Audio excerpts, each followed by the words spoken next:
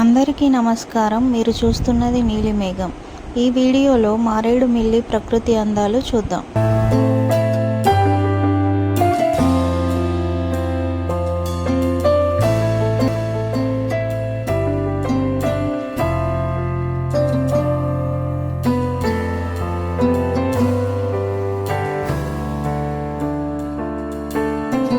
ఈ trip 3 days long weekend trip.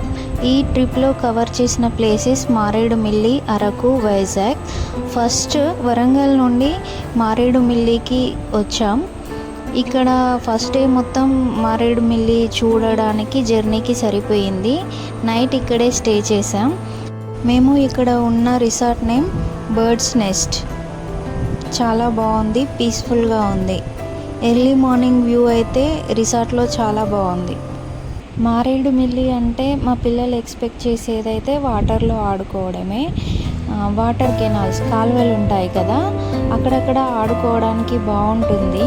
అలాంటి ఒక ప్లేస్కి మేము లాస్ట్ టైం వెళ్ళినప్పుడు వెళ్ళాం. సేమ్ అదే ప్లేస్కి ఇప్పుడు కూడా వెళ్ళి ఆడుకున్నారు. జనరల్గా మారేడుమిల్లి వచ్చిన వాళ్ళు గుడిసెకి సన్ రైజ్ వ్యూ కోసం వెళ్తారు.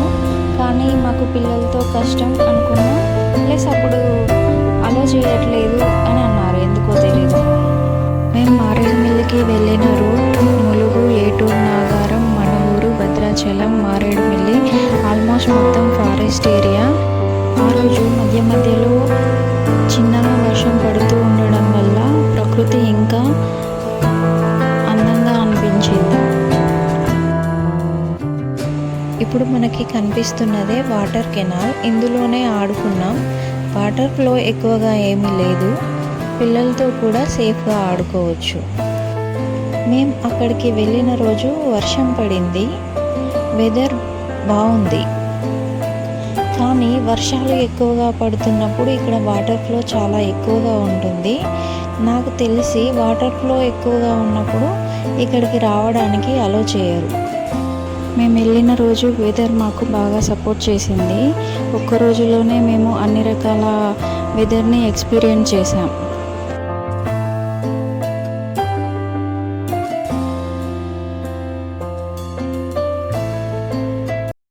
ఆ వాటర్లో ఆడుతున్నప్పుడు కాసేపు ఎండ వచ్చింది, తర్వాత వర్షం పడింది.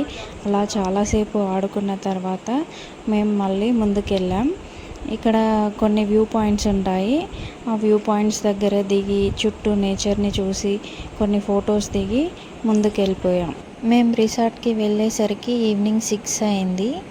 కాస్త ఫ్రెష్ అయ్యి రిసార్ట్ చూసి అక్కడ స్విమ్మింగ్ పూల్ ఉంటే మళ్ళీ వాటర్లో స్విమ్మింగ్ పూల్లో ఆడారు.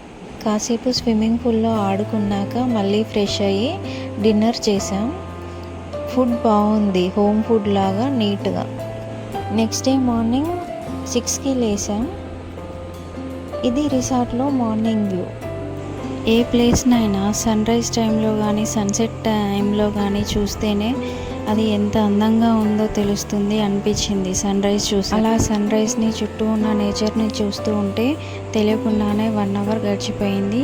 తర్వాత రిసార్ట్ వెనకాల ఉన్న వాటర్ కెనాల్ దగ్గరికి వెళ్ళాం. కరెక్ట్గా చెప్పాలంటే రిసార్ట్ 2 కొండల మధ్యలో ఉంది.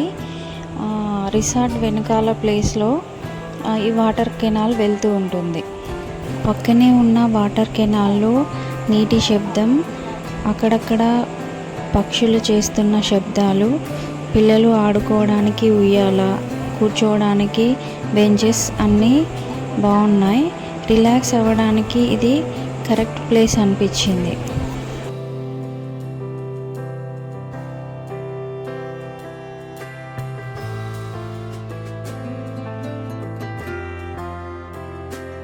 రిసార్ట్లో చాలా రకాల బర్డ్స్, ఎనిమల్స్ పెంచుతున్నారు. పిల్లలకైతే బాగా నచ్చుతుంది రిసార్ట్. మా పిల్లలు కూడా చాలాసేపు ఆడుకున్నారు ర్యాబిట్స్తో. అలా చాలాసేపు ఆడుకున్న తర్వాత బ్రేక్ఫాస్ట్ చేసి 11కి అలా స్టార్ట్ అయ్యాం.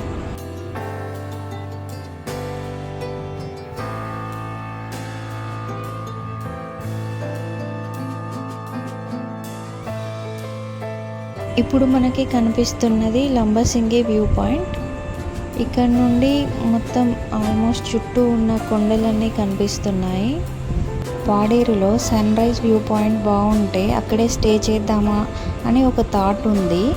కానీ ఆ వ్యూ పాయింట్కి వెళ్ళడానికి 1.5 కిలోమీటర్స్ నడవాల్సి వస్తుంది అన్నట్టు చెప్పారు లోకల్లో అడిగితే.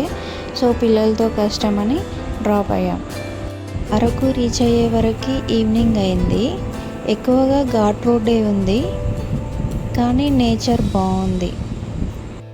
వెళ్తున్నప్పుడు మధ్యలో ఒక చెరువు కనిపిస్తే పీస్ఫుల్గా ఉంది అని ఇక్కడ ఆగాం కాసేపు.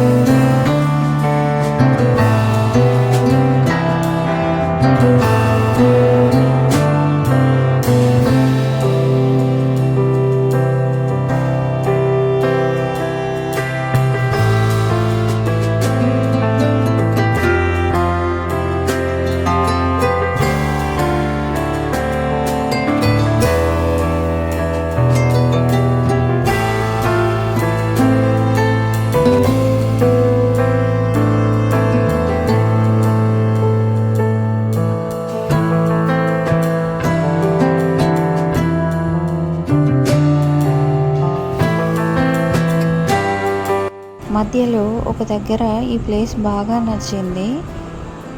ఇక్కడ ఆగి కాసేపు రిలాక్స్ అయ్యి కొన్ని ఫొటోస్ తీసుకున్నాం.